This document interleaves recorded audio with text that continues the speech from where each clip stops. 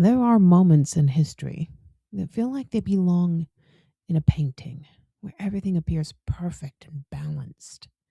April 24th of 1558 was one of those moments. Inside Notre Dame in Paris, the air was thick with candlelight and ceremony, with nobles dressed in velvet and silk and the quiet weight of expectation pressing down on every stone. At the center of it all stood a young queen, Mary, Queen of Scotland, dressed in jewels so heavy they seemed to anchor her in place. Beside her stood the Dauphin of France, Francois, equally young, equally bound to a future, neither of them fully controlled. It looked like a fairy tale. It sounded like destiny. It was, in reality, something far more calculated, as most royal weddings were. Mary had been queen almost her entire life, though not in any way that resembled power. She became monarch when she was just an infant after her father's death, which meant that from the very beginning her life was not her own. She was sent to France as a child and raised in a foreign court, taught to speak, behave, and think as a French royal. She grew up alongside princes and princesses, learning elegance and diplomacy, but always with the understanding that she existed for a purpose, and that purpose was not happiness, it was alliance. By the time she reached her teenage years, the plan had already taken shape. France and Scotland needed each other. They wanted stability, influence, and strength against shared rivals. The simplest way to secure that bond was through marriage, not a romantic union, but a strategic one. When Mary walked into Notre Dame on that day, she was not just a bride, she was the embodiment of a political agreement that had been years in the making. The ceremony itself was extravagant and extraordinary. Contemporary accounts describe processions that turned the cathedral into something closer to a stage than a place of worship. There were platforms built for viewing, elaborate galleries, carefully orchestrated movements designed to impress. Mary wore a gown of silver layered with rich fabrics and embroidery, crowned with jewels that reflected the light in every direction within the cathedral. One ruby in particular stood out, large enough to command attention even in a room filled with spectacle. Everything about this event was designed to communicate power, wealth, and permanence. After the ceremony, the celebrations continued with a level of extravagance that almost defies the imagination. Banquets were held in grand halls where music filled the air, with instruments that echoed through the stone corridors. Entertainments followed, including performances where figures representing planets and mythological themes moved through the space. There were masked guests, choreographed dances, elaborate visual displays involving ships and animals and symbolic figures. This was definitely not just a wedding. This whole thing was a performance carefully constructed to leave no doubt about the strength of its union. But while the guests were watching this spectacle unfold, something far quieter and far more significant had already taken place.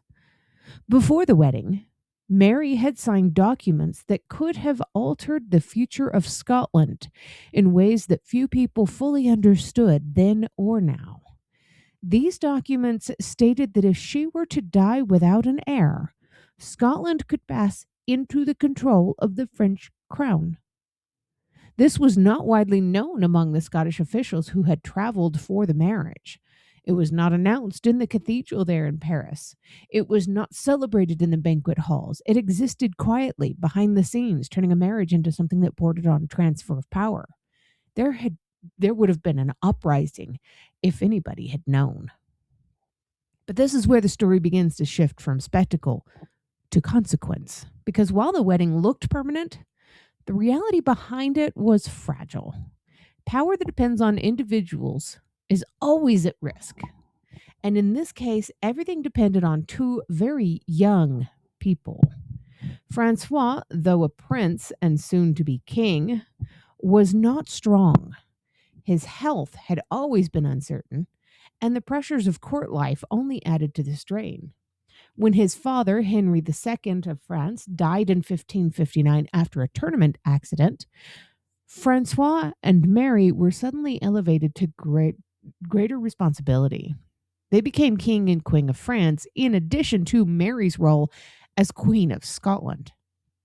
For a brief moment, it seemed as though the plan had all worked so perfectly. There were two crowns united through marriage, influence stretching across borders, and a young royal couple at the center of it all. But that moment did not last. Francois's health continued to decline, and the political tensions within France began to intensify. Religious divisions, noble rivalries, and court intrigue created an unstable environment that no amount of ceremony could stabilize. Then, in 1560, everything came to an abrupt end. This was only 2 years after the wedding. But Francois died at just 16 years old. The marriage had been celebrated with such grandeur, had only lasted 2 years. Mary, who had been at the center of one of the most ambitious alliances in Europe, was suddenly a widow at such a young age. Her position in France weakened almost overnight. The court that had once embraced her now shifted its attention elsewhere. The plans that had seemed so carefully constructed began to unravel. They were not constructed for her benefit, but for his. And with that unraveling came a realization that history often repeats. The documents that Mary had signed, the alliances that had been formed, the power that had seemed so secure, all depended on a future that never came to pass. Scotland was not absorbed into France. The grand vision behind the marriage dissolved with the death of a single young king. What remained was not a united kingdom, but a reminder of how fragile even the most carefully arranged plans can be. Mary would go on to live a life filled with further turmoil, conflict, and tragedy. But this moment, this wedding, stands as one of the clearest examples of how appearances can differ so dramatically from what you're seeing.